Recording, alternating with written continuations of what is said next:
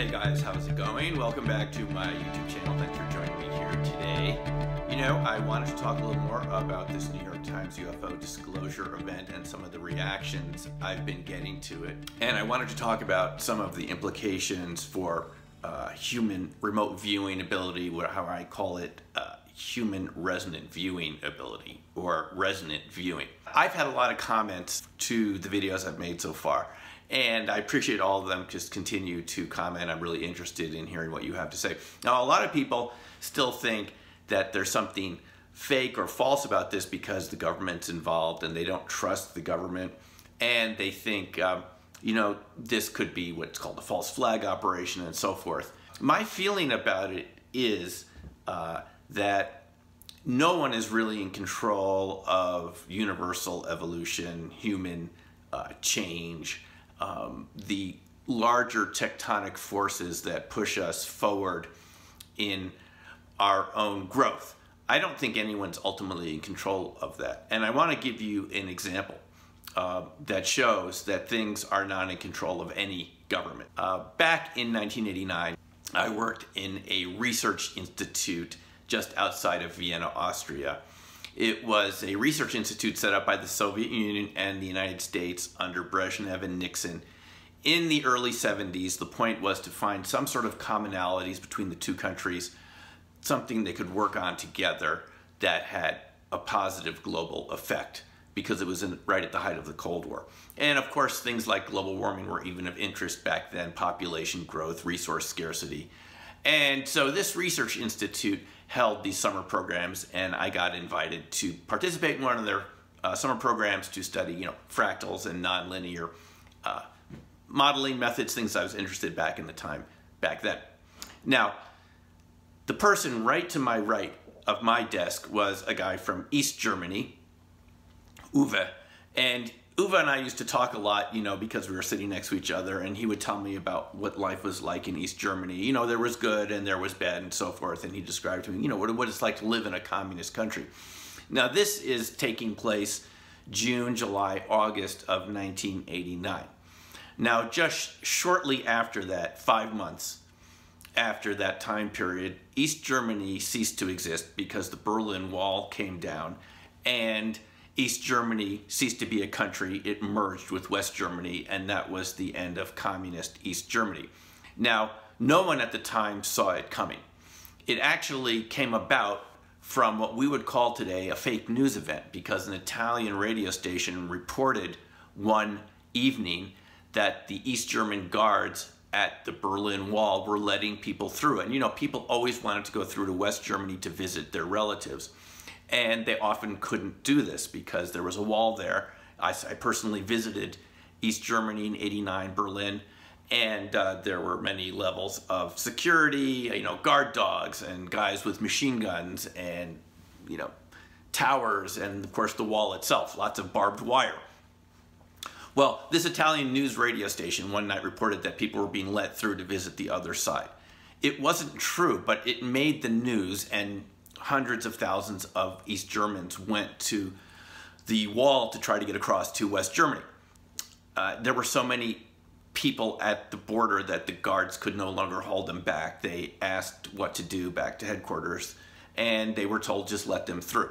And that really was the end of East Germany. So it started with a fake news event, or an incorrect news event, but it still led to the consequence of the wall coming down. Now, no one saw it coming. If you were around back then, was there a single person that predicted the fall of the Berlin Wall and the eventual consequences of the fall of the Soviet Union? No one really saw that was going to happen. So we could say that the fall of the Berlin Wall was a Black Swan event, because until European explorers went to Australia, no one believed that black swans existed, because in Europe, swans were always white. So a Black Swan event is a highly improbable event, but nonetheless one that actually happens. And it's the same way with UFO disclosure. It's highly improbable, but when it happens, the consequences are so large that it changes your belief systems, your paradigms, and your outlook on yourself and the universe for good. It's highly improbable. You may not even think it's possible, and yet nonetheless it happens. So The point of this is that things move in ways that even governments are not in control of. And I think this is one of those events. There are a lot of people involved: Bob Bigelow, the New York Times reporters, Leslie Kean, Ralph Blumenthal, and Helene Cooper, and the pilots themselves. These events, once they get going, move in ways that I don't believe anyone is in control of. So even if the events maybe are not exactly what they seem to be, it doesn't often matter in the long run because of the way history is moving. It just has its own momentum. It's kind of like a glacier. Once it starts moving in a certain direction, you're not going to be able to stop it. This is actually quite a fast-moving glacier at this point. So that's my take on these events. Now, some of you have asked in your questions, Simeon, what's the best evidence we have that this is real? Some of you don't believe the F-18 Nimitz 2004 footage. Fine, I'm not saying you have to believe it. And you don't never have to believe what I'm saying here anyway. It's totally up to you. But you've asked me what the best evidence is. When we were at the citizen hearing in 2013 at the National Press Club, organized by Steve Bassett, the Paradigm Research Group, I think a very well-organized event that had 40 expert witnesses on the topic of UFOs and extraterrestrial interaction on the planet, and retired Congress people, including one senator, former senator, who were presiding over this event. It was a mock hearing in an attempt to get a media feeding frenzy going, which it didn't. At the time, I went up to Steve Bassett, the organizer, and said, great job, Steve, this is a great event. He said, don't thank me yet. When the media trucks show up in large numbers outside the National Press Club, we'll know it was successful. Well, that never happened. C-SPAN, which could have turned their cameras on at any point, remotely, never even broadcast the event. I imagine today they might. And some of the commentary was quite juvenile from the Washington Post, who actually said that belief or interest in UFOs was some sort of mental illness. I mean, just completely ridiculous after these recent events, wouldn't you say? But in any case, Grant Cameron was asked what's the best evidence by one of the congressmen or women, I can't remember at this point who asked the question, and he pointed to the Wilbert B. Smith memo of 1950, which Grant talked about. I encourage you to watch Grant's videos about the subject. He's quite an authority on what presidents know about UFOs. He's doing a very good job updating us on these events as they go along. But the Wilbert B. Smith memo is very significant because it's a declassified government memo. I went into it at great length in this video I did right after the citizen hearing on disclosure. I would encourage you to watch this whole video because it goes into it in a lot of detail. But basically, Wilbur Smith, who worked at the Department of Transportation, was sent there to Washington, D.C. to find out more about what the government knew about UFOs, the U.S. government. And he concluded that the U.S. government, way back in the 1950s, was extremely interested in this topic. He says in this memo, which you can get online, that he had made discrete inquiries through the Canadian Embassy staff in Washington. He was able to ascertain the following. A, the matter is the most highly classified subject in the United States government, rating even higher than the H-bomb. B, flying saucers exist. This is a declassified memo from the Canadian Archives. There's no controversy about that. C, their modus operandi is unknown, but concentrated effort is being made by a small group headed by Dr. Vannevar Bush. And D, the entire matter is considered by the United States authorities to be of tremendous significance. So we know the United States government was interested a lot before this Pentagon program from 2007 through 2012, and we're told it still continues to this day. They were interested all the way back in the 1950s. So this to me is some of the best evidence that this phenomenon is real and that it is a highly classified matter, okay?